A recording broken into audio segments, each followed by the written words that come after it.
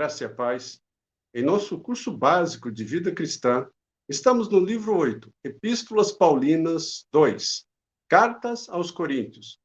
Capítulo 3, o princípio da renúncia pessoal.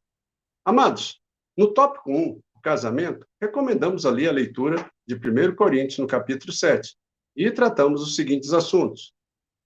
Qual a melhor compreensão e estima pelo casamento? Qual o significado de casar-se somente no Senhor? E hoje, no tópico 2, o princípio da renúncia pessoal. Recomendamos a leitura de 1 Coríntios, no capítulo 8. Amados, observe, os crentes de Corinto estavam cercados de templos pagãos e seus cultos idólatras. Sacrificavam animais aos ídolos. E depois do sacrifício ao ídolo, a carne era vendida no mercado. Além disso, era costume, nos eventos sociais, o povo reunir-se para a refeição no templo. A grande questão aqui, a pergunta que os coríntios fizeram foi a seguinte: fica bem um crente presente numa festa, num templo de ídolo ou no templo pagão? Não? Essa é a questão. Então, observe o cenário, amados.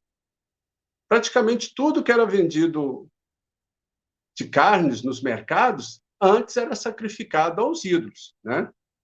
Mas alguns crentes de Corinto, em nome da liberdade cristã, diziam sim, afirmava ali com audácia, todas as coisas me são lícitas. Outros diziam não, tomaram a refeição num tal templo é expor-se ao perigo e à influência diabólica. Também comer carne sacrificada a ídolos é perigoso, mesmo no próprio lar. Então, observe a questão de como fica a consciência desses crentes diante desse cenário, né, em que eles estão vivenciando. Mas tem sido questionado, cogitado, por que Paulo não lançou mão da resolução do Concílio de Jerusalém. Nós estudamos recentemente o livro de Atos, amados. Lá no Atos, capítulo 15, fala a respeito do Concílio de Jerusalém, que conclamou os crentes gentios da Síria e da Ásia a se absterem do uso da carne oferecida a ídolos. Paulo não faz alusão direta à resolução, mas ele emprega o mesmo princípio estabelecido no concílio. Né? Entenda, não era da natureza de Paulo tratar de problemas da vida cristã por meio de um decreto externo, como um artigo da lei. Entenda, era mais importante para Paulo estabelecer o princípio e moldar a consciência dos próprios coríntios, né, do que impor algo à força. E é precisamente por causa desse método do apóstolo Paulo que os ensinos dos capítulos 8, 9 e 10 continuam válidos para nós. Certinho? Mas vamos por etapas. Qual foi o princípio estabelecido no Concílio de Jerusalém? Mas, olha, o problema era semelhante ao que Paulo estava enfrentando. Ou seja, alimentos oferecidos a ídolos e também da imoralidade sexual, muito comum no mundo greco-romano. Entenda, a decisão tomada a esse respeito foi dos apóstolos e presbíteros, juntamente com toda a igreja. Está lá em Atos, capítulo 15, versículo 22. Né? E disso foi gerado uma carta, que foi enviada, né, expondo a decisão unânime da igreja, confirmada pelo Espírito Santo, que todos os cristãos devem se abster-se da carne oferecida a ídolos, do sangue, da carne sufocada e da fornicação. Se você quiser maiores detalhes, está lá em Atos, no capítulo 15, versículo 29. Ainda fica uma questão. Assim, o cristão está livre para fazer o que sua consciência permitir? e tem o direito de viver de qualquer maneira que lhe apraz? Nós temos que entender o seguinte: há muitas práticas correntes que, segundo sabemos pela Escritura, estão claramente erradas. Então, dessa forma, né, nesses 3 capítulos, Paulo define um princípio. Qual o princípio? O princípio de que o amor sempre inclui a renúncia pessoal. Isso é, limita a nossa própria liberdade, a fim de não ofendermos as convicções dos outros. Amém? Então, bem no meio deste problema, Paulo coloca a cruz de Cristo e nos mostra como o princípio da renúncia pessoal deve operar na igreja. O ponto alto em tudo isso é constatar se estamos dispostos a fazer um cristão mais fraco tropeçar ou levá-lo a romper na comunhão. Qual a nossa atitude diante dessa situação? Então, nesses 3 capítulos, Paulo expõe os princípios básicos para as nossas vidas quando trata de coisas duvidosas. Bem? Então, observe. No capítulo 8, ele trata da questão sobre o ponto de vista do amor. Assim, o cristão não deve perguntar o que mais lhe apraz, mas aquilo que mais contribuirá para a salvação do seu irmão.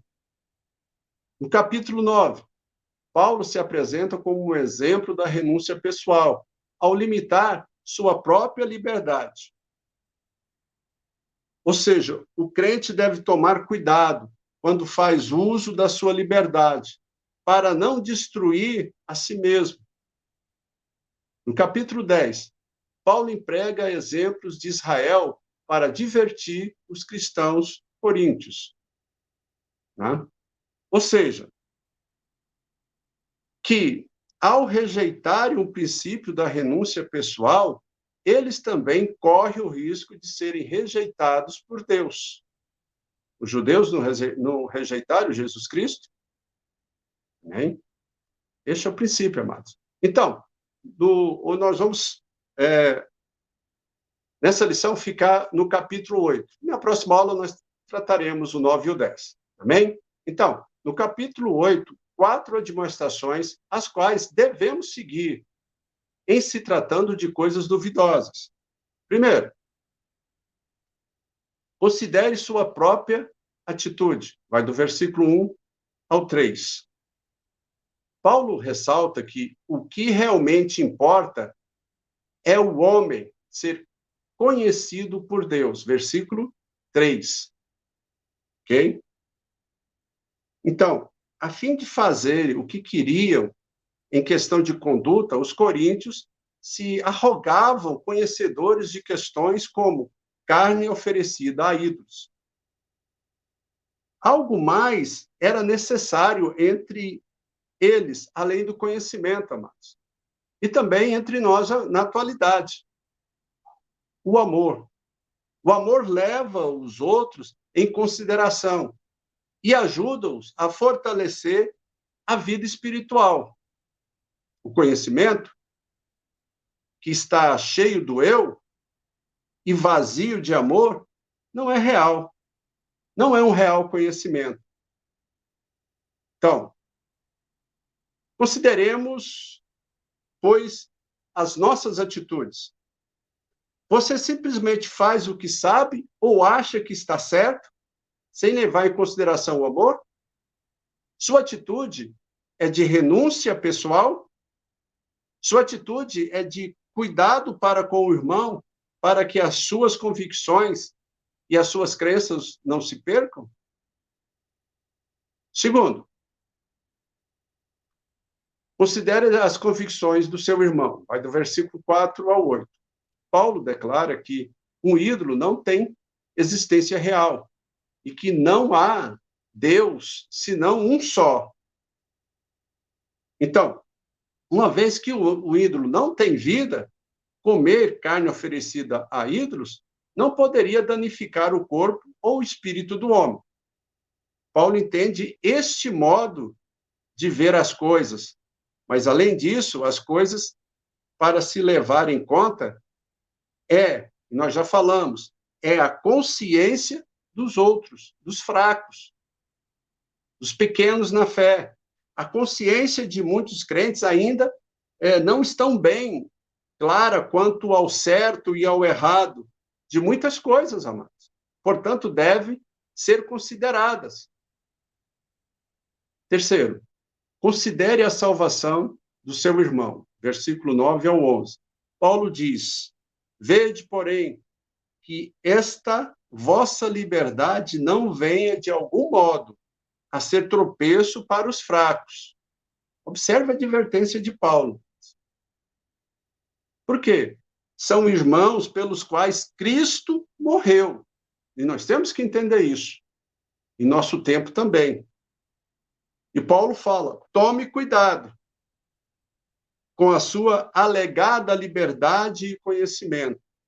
Você pode fazer um irmão em Cristo pecar ao agir contra o seu próprio conhecimento e a sua convicção, amados, levando a perder a sua salvação. Amém? Então, perguntas. Amamos suficientemente nosso irmão a ponto de abster-nos de atividades duvidosas que poderiam levá-lo ao pecado? Amados, entenda um ponto aqui. Atividades duvidosas que talvez nem sejam pecado em si mesmo, mas que fica muito perto do pecado. Né? Eu sei que tem muitos cristãos que gostam de andar ali na linha do abismo. Mas tem cristãos que gostam de ficar mais recuado, tem mais uma garantia. Então, não vamos criar um problema para essas pessoas que ainda não estão preparadas para enfrentar certo tipo de questões. A pergunta é, nós, como obreiros, como leigos, como pais e mães, estamos vivendo conforme este amor? Quarto, considere a Cristo. Versículos 12 e 13. Você considera, assim, de pouco valor a morte de Cristo na cruz? Amados, o pecado contra o irmão é bastante sério. Nós temos que entender isso. Mas quando este pecado também fere a Cristo, os coríntios devem se alarmar, pois a sua tolice agora se volta contra eles mesmos. Né?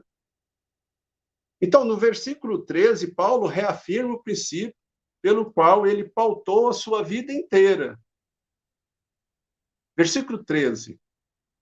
E por isso, se a comida serve de escândalo a meu irmão, nunca mais comerei carne, para que não venha a escandalizá-lo.